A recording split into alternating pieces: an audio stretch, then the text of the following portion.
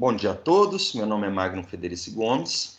Eu informo a todos os presentes que vocês estão sendo gravados, né, e que essa videoaula, web-aula, vai ser lançada no YouTube para aqueles alunos que não estiveram presentes na nossa videoconferência de hoje. E eu informo a vocês, né, que hoje é dia 14 de 8 de 2020 e nós vamos trabalhar na videoaula de hoje, né, a evolução das modalidades de resolução de conflitos. Essa aula está sendo lecionada na disciplina Estudos Avançados de Direito Processual Civil, que é ministrada na Escola Superior Dom Helder Câmara, né? E nós temos que tratar brevemente, né, no sumário da nossa aula, sobre várias hipóteses, né, que demonstraram essa evolução na forma de solução dos conflitos. Primeiramente, é sabido que é importante ressaltar que o processo civil e mesmo o processo penal, eles surgiram em função da necessidade de resolver conflitos de interesse. E o que são conflitos de interesse? São pretensões entre partes diferentes, né? E são pretensões opostas. Ou seja, vamos lá, vamos imaginar que eu tenho emprestado uma quantia para uma pessoa, 100 mil reais para uma pessoa, e essa pessoa não tenha me devolvido. Então, eu tenho uma pretensão, que é a pretensão de receber esse dinheiro de volta, né?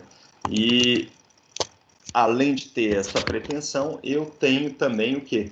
Uma pretensão resistida, que envolve o que nós chamamos de lide. Então, a pretensão resistida, ou litígio entre as partes, envolve o conflito de interesse. E nós sabemos que a sociedade, hoje em dia, ela é uma sociedade muito mais complexa do que ela era antes. Eu gosto de ler muito um teórico que se chama Bauman, tá? E ele fala do que nós chamamos de sociedade líquida. O que significa sociedade líquida? É que as relações sociais, elas são muito rápidas hoje em dia. E não somente as relações, as informações, o fluxo de informação, tudo é muito rápido, tudo é muito fluido. Então, tanto as relações de trabalho, quanto as relações entre as partes, que são relações jurídicas derivadas de negócios jurídicos, ou mesmo de outros atos jurídicos, eles são rápidos, e eles demandam uma solução rápida, mesmo que o Poder Judiciário não apresente essa solução nessa rapidez que a sociedade precisa, né? Então, nós temos uma sociedade fluida, uma sociedade muito mais complexa do que era antes, né? E em função dessa complexidade, nós tivemos o quê? Uma multiplicidade de conflitos de interesse. E aí, dentro desses conflitos de interesse, nós temos o quê? Nós temos conflitos de interesses individuais, né, que são entre partes certas, autor e réu, certo? E nós temos ainda conflitos de interesse de massa, né? E esses conflitos de massa envolvem uma coletividade gigante, às vezes indeterminável, e por isso nós precisamos de um processo diferenciado para solucionar esses conflitos de interesse. Quando nós falamos de um processo diferenciado, nós estamos chamando isso de jurisdição civil coletiva, ou como o nosso professor Hermes Zanetti Júnior, junto com o professor Fred Didier, eles chamam de processos coletivos. E aí eu posso falar de vários outros teóricos, né? Antônio Gide, né, que é uma pessoa sensacional, eu conheço pessoalmente, e ele dá aula sobre class actions nos Estados Unidos hoje, acho que é na Universidade de Pensilvânia. Mas, além dele, tinha outros teóricos de peso, hoje em dia falecidos, né, que são a professora Ada Pellegrini Grinover, né, e também o professor José Carlos Barbosa Moreira, que foi um dos elaboradores da Lei de Ação Civil Pública, que é a Lei 7.347, de 85. Então, nós temos um microsistema de processo coletivo, que é formado por algumas leis, que é a Lei de Ação Civil Pública, essa que eu citei para vocês. Nós temos ainda o Código de Defesa do Consumidor, que é extremamente importante, que é a Lei 8.078, que prevê, em conjunto com a Lei de Ação Civil Pública, essa sistemática de jurisdição civil coletiva.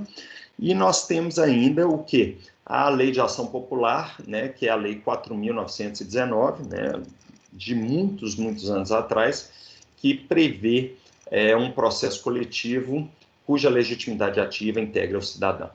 Então, além dessas demandas de massa, então eu estou falando que uma ação civil pública pode resolver um conflito de interesses que atinge direitos difusos. Então, quando nós falamos de direitos difusos, nós estamos falando daqueles transindividuais, ou seja, que atinge uma parcela indeterminável, e quando eu falo indeterminável, a estimativa não serve, é indeterminado mesmo. Os direitos são indivisíveis, porque pertencem a toda a coletividade, e aí nós temos como elemento-chave, né, um fato jurídico ou uma causa de pedir que deu origem àquele litígio.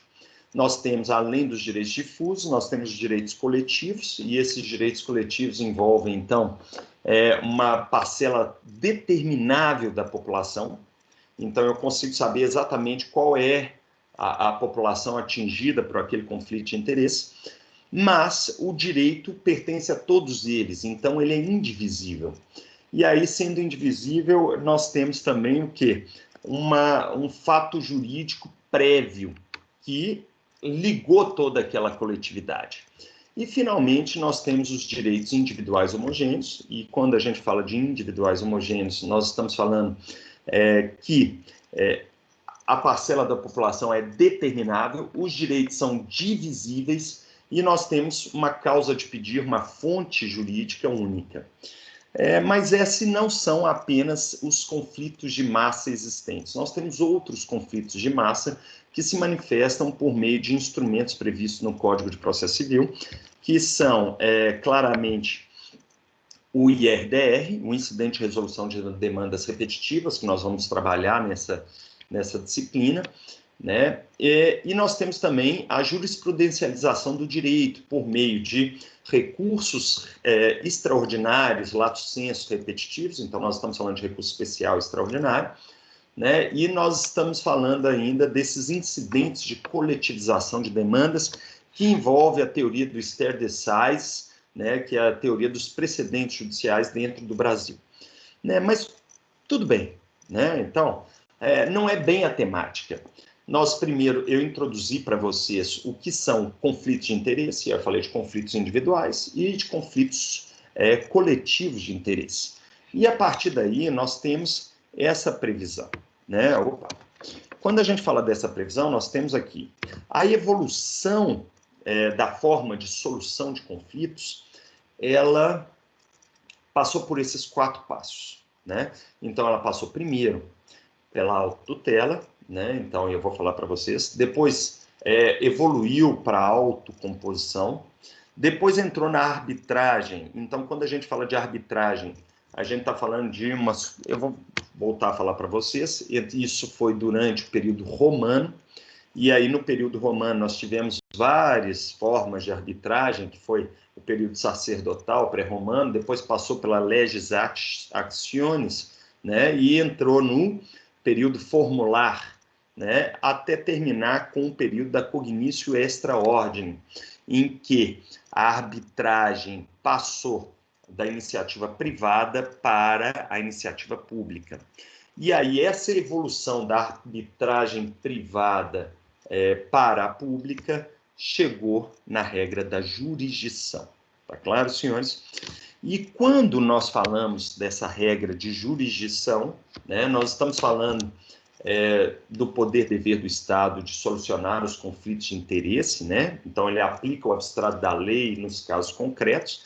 Então, esses instrumentos que eu falei para vocês de solução de conflitos de interesse são todos exemplos de jurisdição solucionando conflitos de interesse. E nós vamos chegar num passo em que houve um regresso aos institutos anteriores. O que eu chamo de regresso? Da jurisdição pura do Estado, nós voltamos para a arbitragem, e agora, com o Código de Processo Civil de 2015, nós estamos voltando para as técnicas de autocomposição, tá bom? Então, vamos lá. Por partes. Primeiro, eu vou falar de autotutela. O que é a autotutela? A autotutela nada mais é do que a solução do conflito de interesse pela própria força do litigante. E quando a gente fala de força, não é só força, às vezes é algo relacionado com a astúcia, né, porque um dos litigantes é mais esperto do que o outro. Às vezes a autotutela se dava também por poder, né, dentro das teorias de Foucault. Então nós estaríamos falando de que uma parte é mais influente, ela é mais forte politicamente ou economicamente do que a outra, e em função desse poder que ela exerce sobre a outra, ela resolve o seu conflito de interesse por meio de poder. Então, nós estamos falando dos primórdios da solução dos conflitos de interesse. A autotutela por si própria, ela não era desejada. Por quê? Porque o mais forte sempre vai fazer prevalecer o seu direito em prejuízo do mais fraco. No entanto, a autotutela ela continua existindo hoje, tá? E existem alguns casos de autotutela previstos no ordenamento jurídico. Esses casos, tá? Eles foram declarados, pelo menos até hoje, até a data de hoje, constitucionais pelo Supremo Tribunal Federal, como exercícios plenos de autotutela, e por isso vocês devem considerar que a autotutela ainda persiste, pré-existe hoje, juntamente com a jurisdição, senhores. Então, nós estamos falando que a autotutela, como exemplo de autotutela, nós temos o desforço possessório, né? Então, naqueles casos de esbulho possessório, em que uma parte retira a posse de outra, né? E quando ele fala retira, pode ser ele esbulha de maneira violenta, clandestina, né? A posse de outro. Então, a partir do momento que ele toma ciência do esbulho possessório, ele pode, pelos seus próprios meios, efetuar o desforço possessório. Tá? Muito cuidado com isso, mas nós vemos hoje em dia o presidente Bolsonaro implementando técnicas de desforço possessório a partir do momento que ele relativizou o Estatuto do Desarmamento e ele permitiu a posse de armas, né, para proprietários de imóveis rurais. Então, isso é uma forma de aumentar a força do desforço possessório. Tá? Além do desforço possessório, nós temos também, claramente, a legítima defesa da posse. Então, quando a gente fala de legítima defesa da posse, nós estamos falando de um esbulho, de uma turbação possessória, em que uma pessoa começa a invadir a posse de outra simultaneamente com o exercício da posse do outro. Então, nós estamos falando de duas pessoas exercendo posse sobre um mesmo imóvel, né? Um com posse justa e o outro com posse injusta, e a partir desse fenômeno de posse injusta se imiscuindo na posse justa do outro, nós temos necessariamente o quê? A possibilidade de, por seus próprios meios, o legítimo possuidor afastar aquela posse injusta realizada pelo terceiro.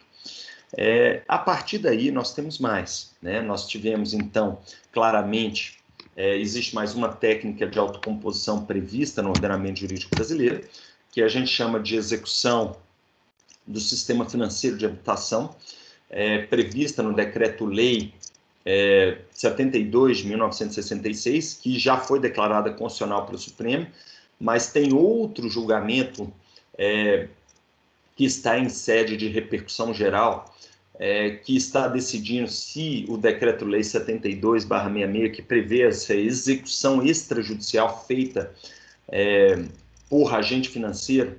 Então, aí eu exemplifico para vocês os leilões da Caixa, né, em que ocorre a retomada de imóveis de mutuários pelo inadimplemento de contratos de financiamento. Então, esse exemplo de execução extrajudicial é nada mais, nada menos que uma modalidade de autotutela, pelo menos com o entendimento atual do Supremo, já que ainda não houve o término do julgamento que vai declarar definitivamente a constitucionalidade ou a inconstitucionalidade do Instituto. Né? Para falar a verdade, não é nem inconstitucionalidade, né? Nós estaremos falando de recepção, porque nós temos uma Constituição de 88 e a execução hipotecária ela é de 1966. Dito isso, nós vamos para as técnicas de autocomposição, que é o item 2 da nossa exposição breve de hoje. E nesse item 2 dessa exposição, eu posso demonstrar para vocês que as técnicas de autocomposição envolvem 3 modalidades que estão previstas dentro do Código de Processo Civil de 2015 e já estavam previstas no Código de 73. Mas o Código de 2015, ele está incentivando essas técnicas de autocomposição. Dentro das técnicas de autocomposição, nós temos a mais comum delas, que é a transação. Quando a gente chama de transação, nós estamos falando que ocorre concessões recíprocas entre os titulares do conflito de interesse. Então, se o autor quer receber 100 mil e o réu não quer pagar nada, né, se eles chegam num acordo em que o réu vai pagar 60, isso é uma transação, porque o autor decidiu não receber, aceitou não receber os 100 mil para receber apenas 60, e o réu aceitou deixar, não pagar nada, né? Ou seja, não, eu vou pagar algo para ficar livre do litígio. E a transação costuma ser homologada pelo juiz. E quando ela é homologada, nós temos uma extinção com resolução de mérito na forma do artigo 487, inciso 3, letra B, né? Então, a transação é uma modalidade de autocomposição. E essa transação ela pode se dar em juízo por meio de conciliação, em audiências de conciliação, ou por meio de mediação. Tá claro, gente? Mas, além desses casos, nós temos o quê? Nós temos a renúncia, né, que é uma modalidade de autocomposição em que o autor ele abre mão de receber todo aquele direito potestativo que ele estaria pedindo em juízo, né, que é uma renúncia do direito sobre o qual se funda a ação. E nós temos ainda, e isso é chamado como técnica de autocomposição de desistência, mas não é uma desistência técnica nos termos do Código de Processo Civil, né, porque a desistência extingue o processo sem resolução, enquanto que a renúncia ela extingue com resolução de mérito. E você tem ainda o que a gente chama de aceitação ou reconhecimento da procedência do pedido como uma técnica de autocomposição. Se o autor pede 100 mil e o réu aceita pagar os 100 mil sem discutir nada, isso é uma técnica de autocomposição. Vocês não estão entendendo, senhores? Então, as técnicas de autocomposição previstas no Código de Processo Civil são 3. O reconhecimento da procedência do pedido pelo réu, né, como ato unilateral do réu, em que ele aceita totalmente a pretensão do autor. Então, isso é uma subsunção, ou seja, uma aceitação de tudo. Você tem a desistência por meio de renúncia do direito sobre o qual se fundação, em que o autor abre mão de receber toda a sua pretensão. E você tem a transação, em que ocorrem as concessões recíprocas. E aí nós tivemos claramente a arbitragem. E quando nós falamos de arbitragem, né, hoje em dia, e antes de chegar no nosso, eu vou fazer um excurso histórico. Quando a gente fala do período sacerdotal pré-romano, nós estamos falando que a solução do litígio ela era entregue ao sacerdote, ao padre, a quem exercia a palavra divina na terra. E foi assim que começou tudo, né? Então, era o sacerdote que solucionava os conflitos de interesse. Ele tinha 2 pessoas brigando, eles iam lá e falavam assim, eu vou resolver o problema. Qual é a sua alegação? É essa. Qual é a sua alegação? Eu falo que quem tem razão é fulano. Isso era a palavra divina, né, resolvendo os litígios. Isso nós chamávamos de jurisdição privada. E essa jurisdição privada era exercida pelo árbitro. Isso foi no período pré-romano. Então, o sacerdote foi posteriormente substituído pelas pessoas que tinham mais experiência, e essas pessoas que tinham mais experiência eram os idosos, eram os sábios, daquela época, então saiu do sacerdote, passou para os sábios, e isso no período sacerdotal pré-romano, e depois entrou nas ações de lei. E quando entrou nas ações de lei, eles continuaram exercendo, mas as leis das 12 tábuas traziam como as partes deveriam pedir ou apresentar suas pretensões a esse árbitro. Né? E depois, com a evolução do tempo das ações de lei, nós passamos a ter um período formulário. O que era um período formulário, gente? O período formulário é que a lei previa a forma de se apresentar essas alegações, e durante esse período formulário, que era do direito romano arcaico até o direito romano clássico, é que o titular da palavra, da jurisdição, passou a ser o Estado. Né? Então, o Estado foi ganhando força. Né? Dentro do período formulário, no período arcaico, você poderia ter o árbitro, que era uma pessoa que vinha só na comarca, na cidade, para dar as respostas, e aí essa pessoa passou a ser um servidor, como um servidor público do próprio Estado, ou seja, um representante Roma na época. E aí foi durante esse período formulário que a arbitragem passou de arbitragem privada para a arbitragem pública. E com o passar dos anos, e foi um longo período, né, eles foram excluindo todas as possibilidades de arbitragem privada para se caracterizar exclusivamente como uma arbitragem pública, né, que foi durante esse período da cognitio extra ordinem. Né? E durante esse período da cognitio extra ordinem, o árbitro ele passou a ser um árbitro público e como um membro do governo romano, e a partir desse período de árbitro público, membro do governo romano, deixou de ser chamada arbitragem pública e se tornou o que nós chamamos de jurisdição, né? Jurisdição.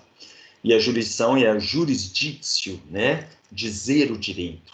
Esse ato de dizer o direito pela jurisdição é o poder e o dever do Estado de dizer o direito, solucionando os conflitos de interesse.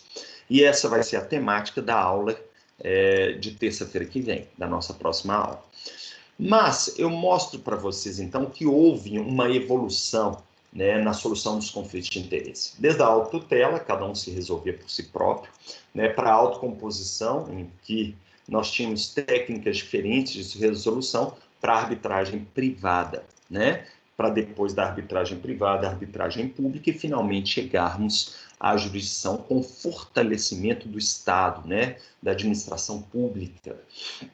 E aí, dentro desse fortalecimento do Estado, é que nós tivemos a subdivisão de poderes dentro da teoria de separação de poderes. Né? O poder executivo, ele administra preponderantemente, o poder legislativo, ele edita leis, e esse ato de editar leis, ele já apareceu no período da cognitio extra ordinem, né? Mas já no período formular para cognitio extra ordinem. E nós tivemos o quê? O Poder Judiciário como responsável pela solução dos conflitos de interesse, né? Em que ele julga aplicando o abstrato da lei aos casos concretos e ele soluciona esses conflitos de interesse. E aí aparece o processo, porque a função do processo é uma função pacificadora, né? Eu mostro a vocês, né, que a jurisdição ela foi sendo exercida pelo Estado durante muitos anos, né? E aqui no Brasil, em 1996, nós verificamos já uma necessidade de retorno, de regresso aos institutos anteriores. E como que voltou?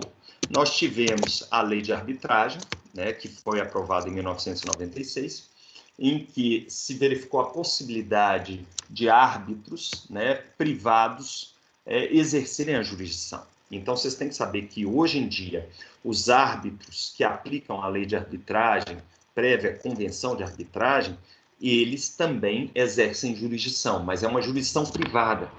Então, o Brasil, até 1996, ele atuava simplesmente com jurisdição pública. De 96, para falar a verdade, foi antes de 96. Nós tivemos uma lei de arbitragem anterior. mas o aprimoramento do sistema de arbitragem ele se deu em 96 com a atual Lei 9.307. E nós temos o quê? Depois da arbitragem regressar, nós tivemos o Código de Processo Civil, que é a Lei 13.105, que reinstituiu as técnicas de autocomposição como modalidades preferenciais ao exercício da jurisdição. E eu mostro para vocês, então, que nós saímos da autotutela, fomos para a autocomposição, depois para a arbitragem privada, arbitragem pública, até chegar na jurisdição, e depois da jurisdição nós tivemos um regresso. Como que nós tivemos o regresso? Nós voltamos a ter a arbitragem privada, depois da arbitragem privada nós voltamos para as técnicas de autocomposição, e com o Código de Processo Civil de 2015, nós tivemos o advento da Lei 13.140, que dispôs sobre as técnicas de mediação como uma nova modalidade de autocomposição, em que o conflito de interesses é solucionado pelas partes do processo, com a ajuda de um mediador, né, que utiliza de técnicas de mediação para solucionar esses conflitos de interesse. Então, o que eu queria mostrar para vocês hoje é que a sociedade líquida, né, de Bauman exigiu retorno às técnicas de resolução de conflitos anteriores, né, seja a arbitragem, seja a autocomposição, em função da complexidade dos conflitos de interesse, entre eles aqueles conflitos individuais, cada vez mais repetitivos, né, como também os conflitos de massa, derivados de demandas repetitivas ou mesmo de ações coletivas. Pois bem, senhores, era isso que eu queria falar para vocês, eu vou me colocar à disposição dos presentes para solucionar as eventuais dúvidas, né, e caso vocês tenham dúvidas, favor, colocá-las no chat ou abrir o microfone agora no final dessa aula. Nesse momento eu vou interromper a gravação e eu agradeço a todos a presença e eu peço a todos que se cuidem muito durante o período de isolamento. Um abraço.